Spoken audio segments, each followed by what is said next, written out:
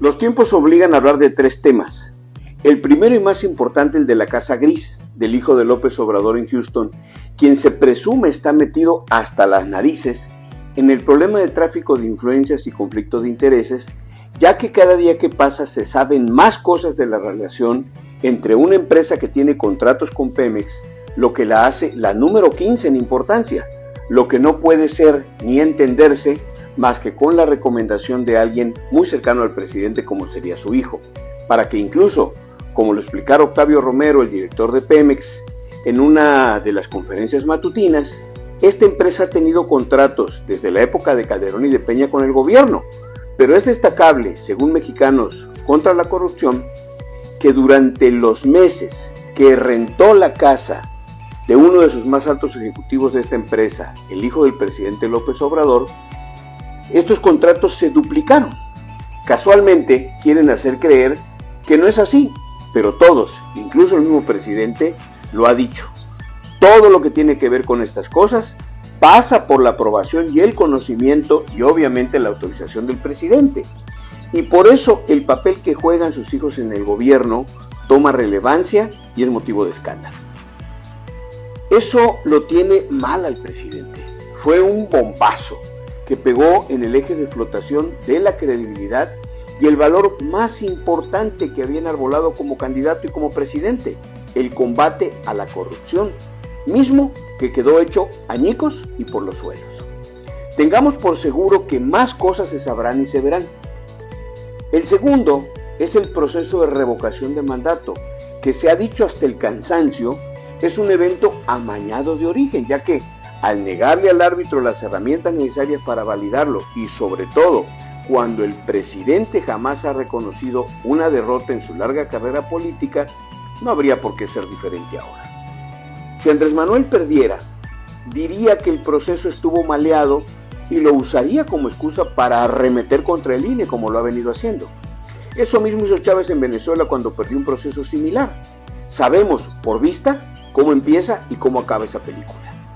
Y mientras nos tiene peleando y discutiendo si debemos de ser comparsas en su carnaval o patiños en su carpa, después que atropelló al Congreso como era de esperarse y a la Suprema Corte como era de temerse en este tema. Un proceso de revocación, como se ha dicho hasta el hartazgo, tiene sentido como ejercicio democrático si es solicitado por los ciudadanos, jamás ha sido por el que está en el poder. Y solo podemos entender que lo promueve y quiere hacer un enorme derroche de dinero, habiendo además tantas carencias y problemas económicos que atender y de salud que resolver, como las vacunas para los niños, pues porque quiere distraer. Y aquí entra el tercer tema, las jugadas de distracción del presidente que quiere vendernos todos los días. Porque en medio de una recesión económica como nunca se había visto en 40 años, que inició desde que empezó su gobierno y se agravó con la pandemia. Lo anterior es importante precisarlo y repetirlo. La debacle económica comenzó desde que empezó el gobierno, desde que anunció y canceló, por ejemplo, el aeropuerto de la Ciudad de México, cuando anunció y decretó la descentralización de las dependencias de gobierno, que nunca se hizo, y en cambio sí propició un enorme gasto inútil en medio de una brutal crisis de inseguridad, con más de 600,000 muertos por la pandemia, con los pleitos internacionales ocasionados por esta cascada de ocurrencias del presidente que inventa todos los días para tratar de desviar la atención del tema de su hijo, del insulto y agravios a Carmen Aristegui, a Loret, a todos los periodistas que lo critican y le dicen sus verdades. Y el de los medios, que tímidos y temerosos, pues siguen con miedo haciendo eco de sus balandronadas y palabras e ideas absurdas. Además de sus pleitos con España, del nombramiento de los impresentables embajadores en Panamá y otros países. Ante eso es importante que no caigamos en la trampa, no nos distraigamos, porque lamentablemente yo tengo un presentimiento. Lo peor está por venir.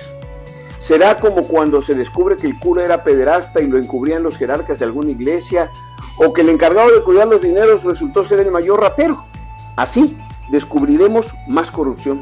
Las obras faraónicas y emblemáticas de este gobierno serán un desastre. Pemex y la Comisión Federal seguirán en caída libre y el fuego amigo arreciará en un partido sin disciplina, sin una sucesión ordenada, correcta y a tiempo. Un partido donde hay de chile, de dulce y de manteca, donde recibieron de todo, cascajo, fierro viejo, basura, y que muchos de estos arribistas se han comportado como gánsteres y oportunistas y saltimbanquis en otros partidos y seguramente harán lo mismo en Morena.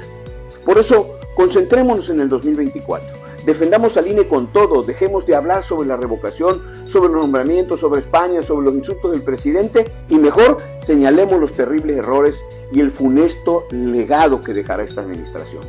Sigamos abundando en el falso discurso, en las mentiras de este gobierno que prometió no mentir, no robar y no traicionar y que enseñó el cobre a menos de la mitad de su periodo.